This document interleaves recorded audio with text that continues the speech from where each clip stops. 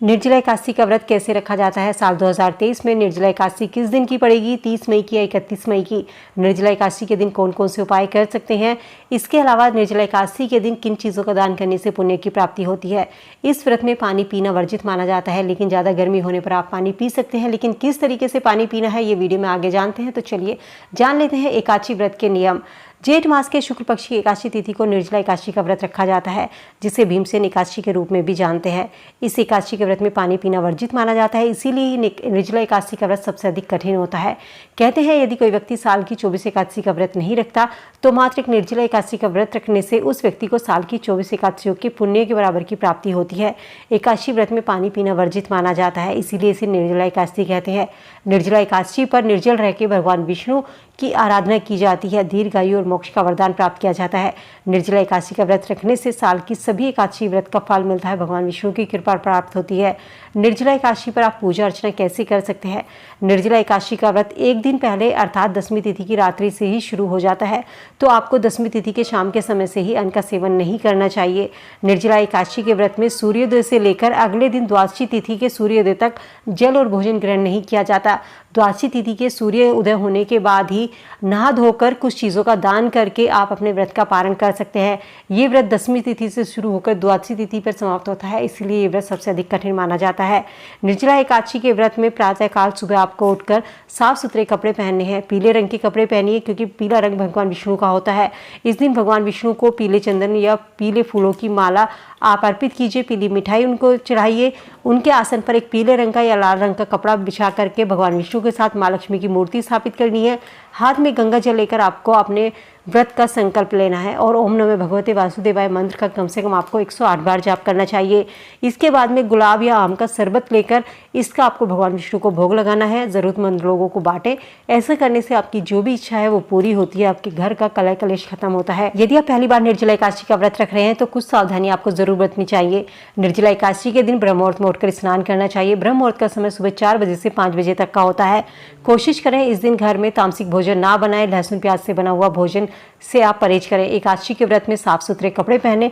कपड़े कहीं से कटे फिटे नहीं होने चाहिए। घर में शांतिपूर्ण माहौल बनाए रखें। घर में वाद विवाद से बचे। इस दिन चावल खाना वर्जित माना जाता है, लेकिन द्वादशी के दिन चावल का सेवन जरूर करना चाहिए।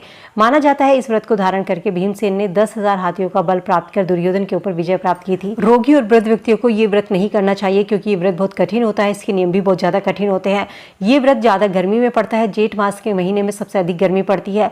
ज्यादा गर्मी होने पर और व्रत धारण करने पर यदि आपके प्राण संकट में होने लगे तो आपको ओम नमो नारायण मंत्र का कम से कम 12 बार जाप करते हुए थाली में जल भरकर रखना है और अपने घुटने और भुजा को जमीन पर लगाकर जिस तरीके से पशु जल पीते हैं उस तरीके से जल पीना चाहिए। इस तरीके से जल पीने से आपका व्रत जो है भंग नहीं होता। दूसरे दिन द्वादशी तिथि के दिन आप सुबह के समय नहा धोकर कुछ चीज़ों का दान करके, जैसे कि जो चीज़ें गर्मी से राहत दिलाती हैं, पंखा है, मटका है पानी का, छाता है, इस जूते चप्पल हैं, या ब्राह्मणों को आप भोजन का सामान दान कर सकते हैं, अन्न दान कर सकते हैं। इन चीज़ों का दान करके आप अपने व्रत का पारण कर सकते हैं। कहते हैं इस एकादशी में सभी एकादशियों के पुण्य की बराबर की प्राप्ति होती है। जेठ मास के दिन सबसे बड़े होते हैं और गर्मी सबसे ज़्यादा होती है। इस दिन इस व्रत में जल नहीं पिया जाता।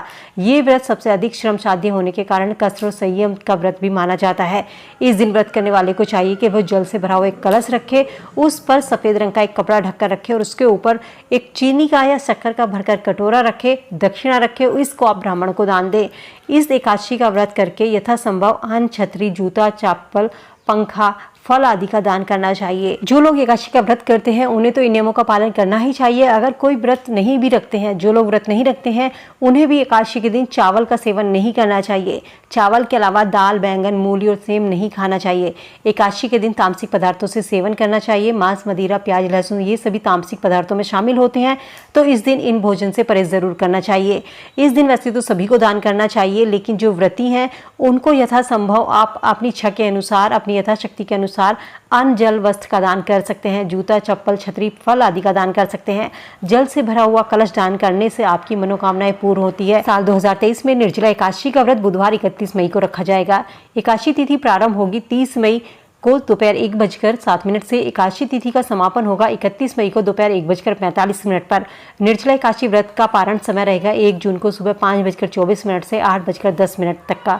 तो इसीलिए आपको ध्यान रखना है कि निर्जला एकादशी 30 मई से शुरू हो जाएगी, तो शाम के समय से आपका ये व्रत स्टार्ट हो जाता है और एकादशी तिथि समाप्त होगी आपकी 1:45 पर। तो इसलिए उदय तिथि के अनुसार ये व्रत 31 मई को रखा जाएगा और द्वादशी तिथि को सुबह के समय व्रत का पारण समय जो रहेगा वो 1 जून को सुबह 5:24 से 8:10 का रहेगा। तो व्रत का पारण आपको 1 जून को करना है। इस तरीके से व्रत करके आप अपनी सभी मनोकामनाओं को पूर्ण कर सकते हैं, अपने व्रत को पूरा कर सकते हैं। यदि आपसे व्रत सहन नहीं हो रहा है, आप निर्जला एकादशी का व्रत नहीं रख सकते हैं, तो आप पशुवत पानी पी सकते हैं। इस तरीके से करने से आपका व्रत भंग नहीं होगा। उम्मीद करती हूँ वीडियो में दी गई जानकारी आप सबके लिए यूजफुल होगी। वीडियो अगर पसंद आई तो फ्रेंड फैमिली के साथ में लाइक शेयर जरूर कीजिए। चैनल पर पहली बार आवाज़ सुन रहे हैं सब्सक्राइब करके बेल आइकन जरूर प्रेस कर लें ताकि ऐसी और वीडियो आपको समय से मिल सके। तो चलिए मिलती हूँ नई वीडियो में नई जानकारी के साथ। तब तक स्वस्थ रहिए, खुश रहिए।